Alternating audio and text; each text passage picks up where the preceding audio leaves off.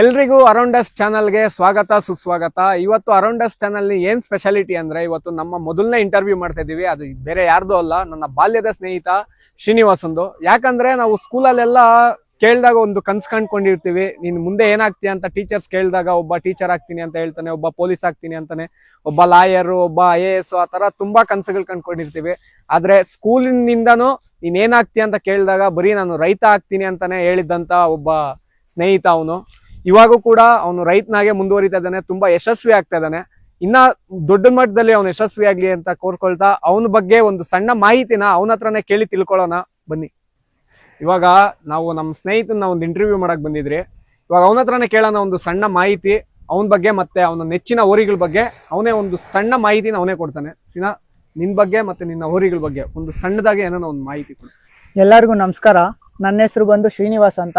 ನಮ್ಮೂರು ದೇವನಹಳ್ಳಿ ಹತ್ರ ಇರೋ ವಿನಾಯಕ್ ನಗರ 23ನೇ ವಾರ್ಡು. ನಾನು ಚಿಕ್ಕ ವಯಸ್ಸಿಂದಾನು ಹೋರಿಗಳು ಸಾಕ್ತಾ ಇದ್ದೀನಿ. ಯಾಕಂದ್ರೆ ನನಗೆ ಅವು ಅಂದ್ರೆ ತುಂಬಾ ಇಷ್ಟ ಮತ್ತೆ ಪ್ರೀತಿ.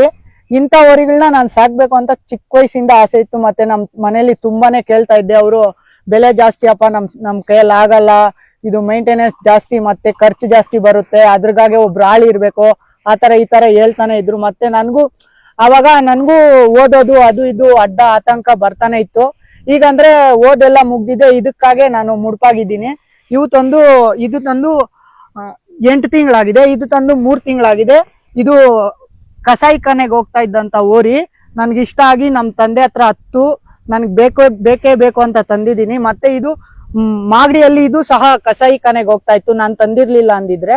ಇದ್ರ ಹೆಸರು ಬಂದು ಅರ್ಜುನ ಅಂತ, ಇದ್ರ ಹೆಸರು ಬಂದು ಅಭಿಮನ್ಯು ಅಂತ. ಈಗ ಇವು ಈಗ RL ಟಾಪ್ ಓರ್ಗಳಾಗಿ ನಿಲ್ತವೆ.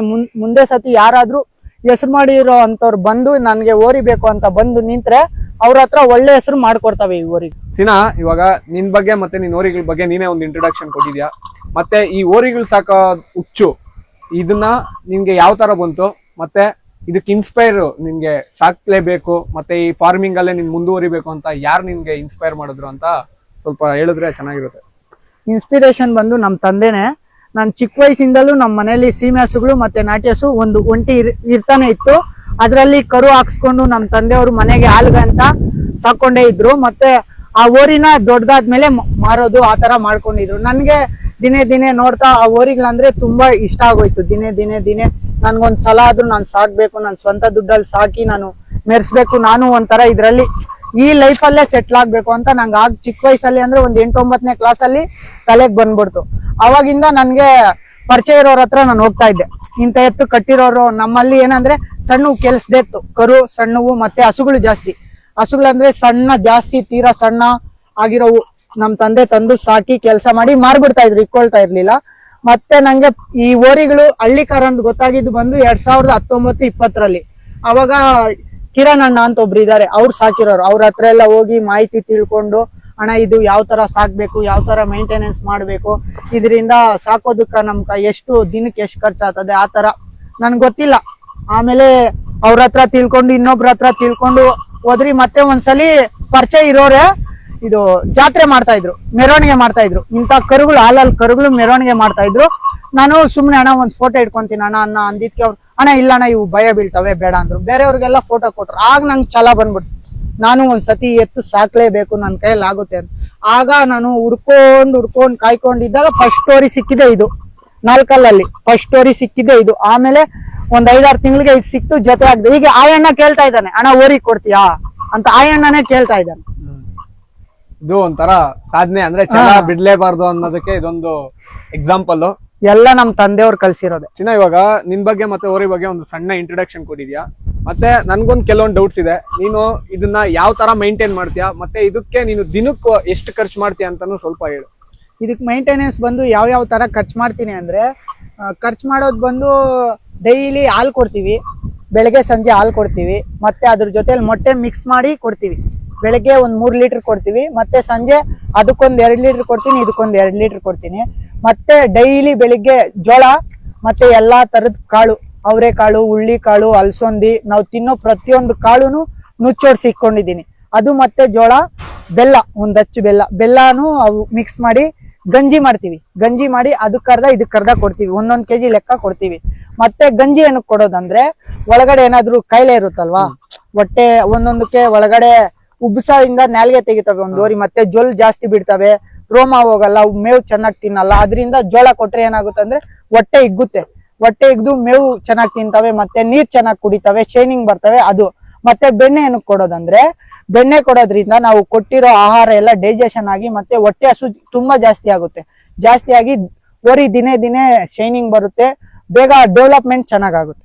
ಬೆಣ್ಣೆ ಖರ್ಚು ಬಂದು ನಂಗೆ ದಿನಕ್ಕೆ 800 ಇಂದ 1000 ರೂಪಾಯಿ ಖರ್ಚಾಗುತ್ತೆ. ನಾನು ಖರ್ಚು ಕಮ್ಮಿ ಮಾಡ್ಬೇಕಂತ ಈ ಓರಿಗಳಿಗಾಗಿನೇ ಒಂದ್ ಹಸು ತಂದ್ಬಿಟ್ಟಿದೀನಿ. ಬೆಳಿಗ್ಗೆ ಬೆಳಿಗ್ಗೆ ಒಂದು 4.25 ಇಂದ 5 ಲೀಟರ್ ಹಾಲು ಕೊಡುತ್ತೆ, ಸಂಜೆ ಒಂದು 5 ಕೊಡುತ್ತೆ. ಇಷ್ಟೆಲ್ಲ ಮೇಂಟೆನೆನ್ಸ್ ಗೆ ನಂಗೆ 800 ಇಂದ 1000 ರೂಪಾಯಿ ಖರ್ಚಾಗುತ್ತೆ ಡೈಲಿ. ಇವಾಗ ಡೈಲಿ ನೀನು ಈ ಓರಿಗಳಿಗೋಸ್ಕರ 800 ಇಂದ 1000 ರೂಪಾಯಿ ಖರ್ಚು ಮಾಡ್ತೀನಿ ಅಂದ್ರೆ ಆ 800 ಇಂದ 1000 ರೂಪಾಯಿನ ನೀನ್ ಯಾವ ತರ ಅರ್ನ್ ಮಾಡ್ತಾ ಇದೀಯ? 800 ಇಂದ 1000 ರೂಪಾಯಿ ಯಾವ ತರ ಅರ್ನ್ ಮಾಡ್ತಾ ಇದೀರಂದ್ರೆ ಈ ಓರಿಗಳೇ ಕಾರಣ. ಯಾಕಂದ್ರೆ ನಂಗೆ ಪರಿಚಯ ಇರೋರು ಒಬ್ರು ಇದಾರೆ, ಅವರು ಮನೆ ಬಂಡದೇವ್ರಾಯ್ತು ಬೊಮ್ಮರದಲ್ಲಿ, ಅವರು ಈ ಓರಿಗಳನ್ನ ಕಳ್ಸಿದ್ರು. ಅಲ್ಲಿ ಸ್ವಲ್ಪ ನಂಗೆ ಅಮೌಂಟ್ ಕೊಟ್ರು. ಮತ್ತೆ ಸಂಕ್ರಾಂತಿಗೆ ಹೋಗಿದ್ದೆ, ಅಲ್ಲಿ ಸ್ವಲ್ಪ ಅಮೌಂಟ್ ಕೊಟ್ರು. ಹಿಂಗೆ ಜಾತ್ರೆಗಳು ನಡೀತಾನೆ ಇದಾವೆ, ಮತ್ತೆ ಅವೇ ದುಡಿತಾವೆ, ಅವೇ ತಿಂತಾ ಇದಾವೆ. ನಂಗೇನು ತೊಂದ್ರೆನೆ ಅನಿಸ್ತಾ ಇದೆ. ಇವಾಗ ಅಂದ್ರೆ ಈ ಓರಿಗಳಿಂದ ಬರುವಂತ ದುಡ್ಡನ್ನ ನೀನ್ ಈ ಓರಿಗಳಿಗೋಸ್ಕರನೇ ಖರ್ಚು ಮಾಡ್ತಾ ಇದೀಯ? ಹೌದು. ಇವಾಗ ನಾವ್ ಯಾವ್ದಾನ ಒಂದು ಜಾತ್ರೆಗಳಿಗಾನ ಹೋಗ್ಲಿ, ಇವಾಗ ಎಕ್ಸಾಂಪಲ್ ಹೇಳೋದಾದ್ರೆ ಇವಾಗ ದೇವನಹಳ್ಳಿಯಲ್ಲಿ ಜಾತ್ರೆ ನಡೀತದೆ, ಅಗಲ್ಪರ್ಸೆ, ಅದ್ರಲ್ಲೆಲ್ಲ ಓರಿಗಳೆಲ್ಲ ಕಟ್ತಾರೆ. ಇವಾಗ ಅವರೆಲ್ಲ ಹೇಳ್ತಾ ಇರ್ತಾರೆ ಹಳ್ಳಿಕಾರ್ ಓರಿ ಕರ್ಸಿದಿರಿ, ವರ್ತೂರ್ ಸಂತೋಷ್ ಅವರು ಒಂದು ಓರಿ ತರ್ಸಿದಾರೆ ಅಂತೆಲ್ಲ ಹೇಳ್ತಾ ಇರ್ತಾರೆ. ಈ ಹಳ್ಳಿಕಾರ್ ಅಂದ್ರೆ ಏನು, ಮತ್ತೆ ಆ ಹಳ್ಳಿಕಾರ್ನ ಯಾವ ತರ ಗುರುತಿಸೋದು? ಹಳ್ಳಿಕಾರ್ ಅಂದ್ರೆ ಇವೆ. ಹಳ್ಳಿಕಾರ್ ಅಂದ್ರೆ ಮೂರ್ ತರ ಜಾತಿ ಇದಾವೆ ಹಳ್ಳಿಕಾರಲ್ಲೂ. ಮಲ್ಲಿಗೆ ಒಂದ್ ಬರುತ್ತೆ, ದುಂಡು ಮಲ್ಲಿಗೆ ಒಂದ್ ಬರುತ್ತೆ, ಮತ್ತೆ ರೂಪಾಯಿ ಬಣ್ಣ ಅಂತ ಬರುತ್ತೆ. ರೂಪಾಯಿ ಬಣ್ಣ ಅಂದ್ರೆ ನಾವು 1 ರೂಪಾಯಿ ಕಾಯಿನ್ ಇರುತ್ತಲ್ವಾ, ಅದು ಹಣೆ ಮೇಲೆ ಇಕ್ಕಿದ್ರೆ ಫುಲ್ ಬಾಡಿಯಿಂದ ಮೈಯೆಲ್ಲ ಅದೇ ಬಣ್ಣ ಇರ್ಬೇಕು, ಅದು ರೂಪಾಯಿ ಬಣ್ಣ. ಕಾಯಿನ್ ಬಣ್ಣ ಇದ್ರೇನೆ ರೂಪಾಯಿ ಬಣ್ಣ. ಮೊದ್ಲು ಅದೇ ಫುಲ್ ಫೇಮಸ್ ಇದ್ದಿದ್ದು ಅದೇ ಬಣ್ಣ. ರೂಪಾಯಿ ಬಣ್ಣ ಎತ್ತು ಅಂದ್ರೆ ಒಳ್ಳೆ ಎತ್ತು ಆತರ. ಈಗ ಏನ್ ಮಾಡಿದ್ರು ಶೋಕಿಗೋಸ್ಕರ ವೈಟ್ ಇರ್ಬೇಕು, ವೈಟ್ ಇದ್ರೇನೆ ಫುಲ್ ಡಿಮ್ಯಾಂಡ್ ಓರಿಗಳಿಗೆಲ್ಲ. ಹಳ್ಳಿಕಾರ್ ಯಾಕೆ ಗುರ್ತಿಸೋದಂದ್ರೆ, ಈಗ ಇಲ್ಲಿ ನೋಡಿ, ಹಳ್ಳಿಕಾರ್ ಅಂದ್ರೆ ಇದು ಗಂಧಗಳು ಅಂತಾರೆ. ಇದು ಎದೆ ಫುಲ್ ಇಕ್ಬಿಟ್ರೆ ಈ ಗಂಧಗಳೇ ಕಾಣಿಸ್ಬಾರ್ದು. ಮತ್ತೆ ಈ ಎದೆ ಭಾಗ ಇದೇ ತರ ಉಟ್ಬೇಕು. ಆಮೇಲೆ ಈ ಕೊಂಬು ಸಣ್ಣ ಇರುತ್ತೆ, ಸಣ್ಣಕ ಉದ್ದಕ್ಕಿರುತ್ತೆ. ಮತ್ತೆ ಹಳ್ಳಿಕಾರ್ ಎತ್ತು ಬಂದು ಸ್ವಲ್ಪ ನೋಡಕ್ಕೆ ಅಟ್ರಾಕ್ಷನ್ ತರ ಇರುತ್ತೆ, ಚೆನ್ನಾಗಿ ಬೆಳೆಯುತ್ತೆ. ನೀನ್ ಸಾಕ್ದಂಗೆಲ್ಲ ಎತ್ತು ಬೆಳೆಯುತ್ತೆ. ಮತ್ತೆ ನಮ್ ನೀರ್ಗೆ ಮೇವ್ಗೆ ನೀನ್ ಯಾವ ಸೈಡ್ ಕರ್ಕೊಂಡು ಹೋಗಿದ್ರು ಬೇಗ ಅಡ್ಜಸ್ಟ್ ಆಗುತ್ತೆ ಹಳ್ಳಿಕಾರ್. ಅದೇ ಸ್ಪೆಷಲ್. ಆಮೇಲೆ ಈ ಹಳ್ಳಿಕಾರು ಮೊದ್ಲು ಅಷ್ಟೊಂದು ಫೇಮಸ್ ಇದ್ದಿಲ್ಲ, ರೀಸೆಂಟ್ ಆಗಿ ಒಂದು 6-7 ವರ್ಷದಿಂದ ಫೇಮಸ್ ಆಗಿರ್ಬೋದು. ಈ ಫೇಮಸ್ ಆಗೋದಕ್ಕೆ ಏನ್ ಕಾರಣ ಅಂತೀರಾ? ಫೇಮಸ್ ಆಗೋದಕ್ಕೆ ಕಾರಣ ಎಲ್ಲ ಇದು ಸೋಷಿಯಲ್ ಮೀಡಿಯಾ. ಯಾಕೆ ಅಂದ್ರೆ ವರ್ತೂರ್ ಸಂತೋಷ್ ಅಣ್ಣ ಅಂತಿದ್ದಾರೆ, ಅವರು ಜನಗಳಿಗೆ ಮೊದ್ಲು ಗೊತ್ತಿದ್ರು ಅವರು ಸ್ವಲ್ಪ ಒತ್ತಿ ತುಂಬಾ ಕಡೆ ಹೇಳಿದ್ರು ಹಳ್ಳಿಕಾರನ ಸಾಕಿ ಮಾಡಿ ಬೆಳೆಸಿ ಅದು ನಶಿಸಿ ಹೋಗ್ತಾ ಇದೆ. ಕರ್ನಾಟಕಕ್ಕ ಮೂಲ ಅಂಬಾಸಿಡರ್ ಬಂದು ಇದೆ, ನಮ್ ದೇಶಿ ತಳಿ ಇದು, ಅದಕ್ಕೆ ಹಳ್ಳಿಕಾರ. ಸಿನಾ, ಇವಾಗ ನೀನು ಹಳ್ಳಿಕಾರಗಳ ಬಗ್ಗೆ ಸ್ವಲ್ಪ ಇನ್ಫಾರ್ಮೇಶನ್ ಕೊಟ್ಟೆ. ಮತ್ತೆ ಈ ಕರ್ನಾಟಕದಲ್ಲಿ ಪ್ರೆಸೆಂಟ್ ಆಗಿ ಈ ಹಳ್ಳಿಕಾರಗಳಲ್ಲಿ ಒಂದೊಳ್ಳೆ ಹೆಸರು ಮಾಡಿರುವಂತವ್ರು ಯಾರನ್ನು ಗೊತ್ತಾ ನಿಂಗೆ? ತುಂಬಾ ಜನ ಇದ್ದಾರೆ, ನನಗೆ ಅಲ್ಪ ಸ್ವಲ್ಪ ಮಾತ್ರ ಗೊತ್ತು. ಅದ್ರಲ್ಲಿ ಮೊದ್ಲು ಬಂದು ವಿಜಿಪುರ ಹತ್ರ ಮರ್ವೆ ನಾರಾಯಣಪ್ಪ ಅಂತ ಒಬ್ರು ಇದ್ದಾರೆ. ಅವರು ತುಂಬಾ ಹೆಸರು ಮಾಡಿದ್ದಾರೆ. ಅವರು ಹೆಚ್ಚು ಕಮ್ಮಿ ಒಂದು 50-60 ವರ್ಷ ಫುಲ್ ಜರ್ನಿನೇ ಕೊಟ್ಬಿಟ್ಟಿದ್ದಾರೆ ಹಳ್ಳಿಕಾರಿಗೆ. ಫುಲ್ ಅವ್ರ ಲೈಫೇ ಜರ್ನಿ ಕೊಟ್ಬಿಟ್ಟಿದ್ದಾರೆ. ಅವ್ರೊಬ್ರು ಚೆನ್ನಾಗಿ ಸಾಕ್ತಾರೆ, ಮತ್ತೆ ಒಳ್ಳೆ ಹೆಸರು ಮಾಡಿದ್ದಾರೆ. ಮತ್ತೆ ತರ್ಬಳ್ಳಿ ಹತ್ರ ಎಚ್ ಕ್ರಾಸ್ ಹತ್ರ ತರ್ಬಳ್ಳಿ ಅಂತ ಬರುತ್ತೆ, ಅಲ್ಲೊಬ್ರು ನಾರಾಯಣ ಸಾಮಣ್ಣ ಅಂತಿದ್ದಾರೆ.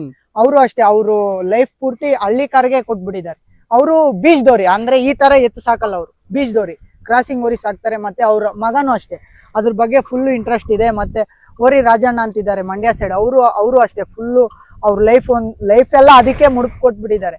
ಅವರು ಬೀಚ್ ದೋರಿ ಸಾಕೋದ್ರಲ್ಲೇ ಎಕ್ಸ್ಪರ್ಟ್. ಇನ್ನು ತುಂಬಾ ಜನ ಇದ್ದಾರೆ, ನನ್ಗೆ ಅಲ್ಪ ಸ್ವಲ್ಪ ಮಾತ್ರ ಗೊತ್ತು. ರೀಸೆಂಟ್ ಅಲ್ಲಿ ನಾನು ಇನ್ಸ್ಟಾಗ್ರಾಮ್ ಅಲ್ಲಿ ಒಂದು ವಿಡಿಯೋ ನೋಡಿದೆ, ಈ ಓರಿಗಳಿಗೆಲ್ಲ ಕೊಂಬು ಕಟ್ಟೋದೆಲ್ಲ ತುಂಬಾ ವೈರಲ್ ಕೂಡ ಆಗಿತ್ತು. ಅದ್ರ ಬಗ್ಗೆ ಒಂದು ಸಣ್ಣ ಮಾಹಿತಿ ಕೊಡು, ಮತ್ತೆ ಅದನ್ನ ಎಲ್ಲಿ ಕಲ್ತೆ ನೀನು ಏನು ಅಂತ ಸ್ವಲ್ಪ. ನಮ್ದು 5-6 ವರ್ಷದಿಂದನೇ ಕರುಗಳು ಸಾಕ್ತಾ ಇದ್ವಿ. ಆ ಕರುಗಳಿಗೆ ಕೊಂಬ್ ಮಾಡ್ಸಕ್ಕೆ ಇಲ್ಲಿ ನಮ್ ಲೋಕಲ್ ಅಲ್ಲಿ ಯಾರು ಇಲ್ಲ, ಸುತ್ತಮುತ್ತನೂ ಯಾರು ಇಲ್ಲ, ಮಂಡ್ಯದವರೇ ಬರ್ಬೇಕು. ಅದ್ರಲ್ಲಿ ಆಗ್ಲಲ್ಲಿ ಸಂತೋಷಣ್ಣ ಅಂತ ನಮ್ ಪರಿಚಯ ಇರೋರು ಒಬ್ರು ಇದ್ದಾರೆ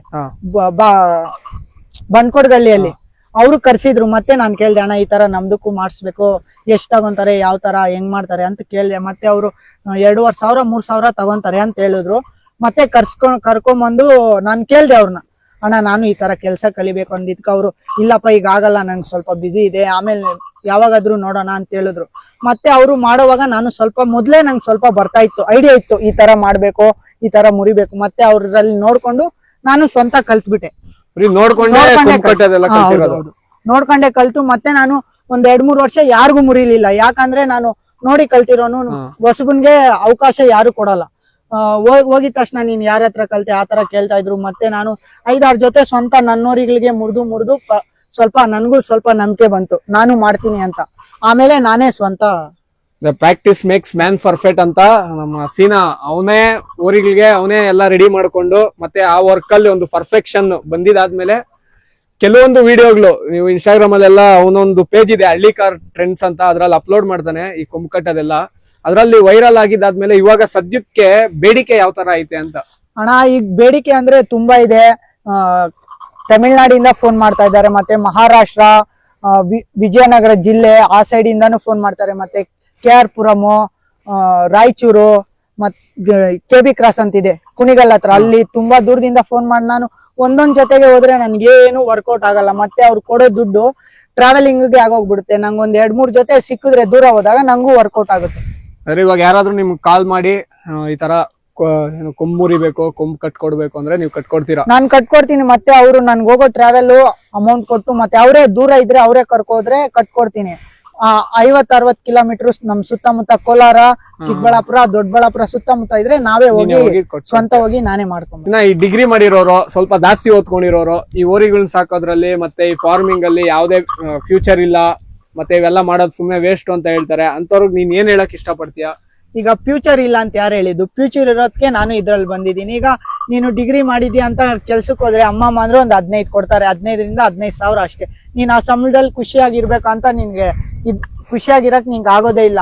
ನೀನು ಮತ್ತೆ ಅವ್ರು ಪ್ರೆಷರ್ ಕೊಡ್ತಾರೆ ನಿಂಗೆ, ಅವ್ರಿಗಿದು ಟೈಮ್ ಸೆನ್ಸ್ ಅಂತೆ, ನೀನ್ ಇಷ್ಟೊತ್ತಿಗೆ ಬಾ ಅಷ್ಟೊತ್ತಿಗೆ ಬಾ ಅವೆಲ್ಲ ಇರುತ್ತೆ. ಈಗ ನನ್ಗೆ ಇದ್ರಲ್ಲಿ ಯಾವ್ದು ಇಲ್ಲ. ನಾನು ಯಾವಾಗ ಬೇಕಾದ್ರೂ ಎದ್ದೊಳ್ಬೋದು, ಯಾವಾಗ ಬೇಕಾದ್ರೂ ಇರ್ಬೋದು. ಮತ್ತೆ ಈ ಕೆಲ್ಸದಲ್ಲಿ ನಾನೇ ರಾಜ, ನಾನೇ ಮಂತ್ರಿ. ನನ್ನ ಕೇಳೋರು ಮಾಡೋರು ಯಾರು ಇಲ್ಲ. ನಾನು ಈ ಕೆಲ್ಸದಲ್ಲಿ ತುಂಬಾ ಹ್ಯಾಪಿ ಆಗಿದ್ದೀನಿ. ಸಿನಾ, ಇವಾಗ ಇನ್ಸ್ಟಾಗ್ರಾಮ್ ಮತ್ತೆ ಯೂಟ್ಯೂಬ್ ಅಲ್ಲೆಲ್ಲ ನೀನ್ ವಿಡಿಯೋ ಹಾಕಿದ್ದೆ ಈ ಕೊಂಬು ಮುರಿಯೋದು ಮತ್ತೆ ಕೊಂಬು ಸ್ಟ್ರೈಟ್ ಮಾಡೋದೆಲ್ಲ. ಅದ್ರಲ್ಲಿ ನಾನ್ ಪರ್ಟಿಕ್ಯುಲರ್ ಅಬ್ಸರ್ವ್ ಮಾಡಿದ್ದು ಆ ಕಮೆಂಟ್ ಸೆಕ್ಷನ್ಸ್ ತುಂಬಾ ನೆಗೆಟಿವಿಟಿ. ನೀನ್ ತುಂಬಾ ಪ್ರಾಣಿ ಹಿಂಸೆ ಮಾಡ್ತಾ ಇದ್ದೀರಾ, ಕೊಂಬನ್ನ ಯಾಕೆ ಮುರಿತಾ ಇದ್ದೀರಾ, ರಕ್ತ ಬರ್ಸ್ತಾ ಇದ್ದೀರಾ, ಪ್ರಾಣಿಗೆ ಹಿಂಸೆ ಮಾಡ್ತಾ ಇದ್ದೀರಾ ಅಂತ. ಅದ್ರ ಬಗ್ಗೆ ನಿನ್ನ ಅನಿಸಿಕೆ ಏನು? ಕಮೆಂಟ್ ಏನ್ ಸರ್ ಎಲ್ಲ ಹಾಕ್ತಾರೆ. ಈಗ ಕಮೆಂಟ್ ಹಾಕ್ತಾನೆ ಅಂತ ನನ್ ಕೆಲ್ಸ ಬಿಡಕ್ಕಾಗಲ್ಲ. ಅದ್ರ ಬಗ್ಗೆ ಗೊತ್ತಿರೋರು ಒಬ್ಬೊಬ್ರು ಅಪ್ರಿಶಿಯೇಟ್ ಕೂಡ ಮಾಡಿದ್ದಾರೆ. ನೀನ್ ಬ್ಯಾಡ್ ಕಮೆಂಟ್ ಅಂದ್ಬಿಟ್ಟು ಹೋಗ್ತಾನೆ ಇದ್ರೆ ನಾನು ಈ ಕೆಲಸ ಮಾಡೋದಿಕ್ಕೆ ಆಗಲ್ಲ. ಬ್ಯಾಡ್ ಕಮೆಂಟ್ ಹಾಕೋರು ಎಲ್ಲೋ ಕೂತಿರ್ತಾರೆ, ಅವ್ರು ನೋಡ್ತಾರೆ. ಈಗ ಅವ್ರು ಕಮೆಂಟ್ ಹಾಕಿರೋರು ಬಂದು ಒಂದಿನ ಎತ್ತನ್ ಸಾಕಿ ಒಂದಿನ ಮೇಂಟೈನ್ ಮಾಡಕ್ ಯೋಗ್ಯತೆ ಇರಲ್ಲ, ಅವ್ರು ಕಮೆಂಟ್ ಹಾಕ್ತಾರೆ. ಈಗ ಆನೆ ಹೋಗ್ತಾ ಇರುತ್ತೆ, ನಾಯಿ ಬೊಗಳ್ತದೆ ಅಂತ ಆನೆ ಹಿಂದೆ ತಿರುಗುತ್ತಾ? ನಮ್ ದಾರಿಯಲ್ಲಿ ನಾವು ಹೋಗ್ತಾನೆ ಇರ್ಬೇಕಷ್ಟೇ. ಈ ಒಂದು ಇಂಟರ್ವ್ಯೂ ಯಾವುದೇ ಒಂದು ಸಾಧನೆ ಮಾಡಿರೋರ್ಗೋಸ್ಕರ ಅಲ್ಲ, ಅವನು ಅನ್ಕೊಂಡಿರೋಂತ ಗುರಿನ ಎಲ್ಲೇ ಮರೀದಿರಾ ಅದನ್ನೇ ಮುಂದುವರ್ಸ್ಕೊಂಡು ಹೋಗ್ತಾ ಇರೋರ್ಗೆ ಒಂದು ಸ್ಫೂರ್ತಿ ಆಗ್ಲಿ ಅಂತಾನೆ ಈ ಒಂದು ಇಂಟರ್ವ್ಯೂ. ಇದರಲ್ಲಿ ನಮ್ಮ ಸೀನಾ ಅವನ ಗುರಿನ ಎಲ್ಲೇ ಬಿಡ್ದಿರಾ ಅದನ್ನೇ ಮುಂದುವರ್ಸ್ಕೊಂಡು ಇದೇ ಒಂದು ವೃತ್ತಿಯಲ್ಲಿ ಒಂದು ಯಶಸ್ಸು ಕಾಣಬೇಕು ಅಂತ ಬಯಸ್ತವನೆ. ಅವನ ಎಲ್ಲಾ ಕನಸುಗಳು ಒಂದು ನಿಜ ಆಗ್ಲಿ ಅಂತ ಬಯಸ್ತಾ ನಾವ್ ಇಲ್ಲಿಗೆ ಈ ವಿಡಿಯೋನ ಎಂಡ್ ಮಾಡ್ತಾ ಇದೀವಿ.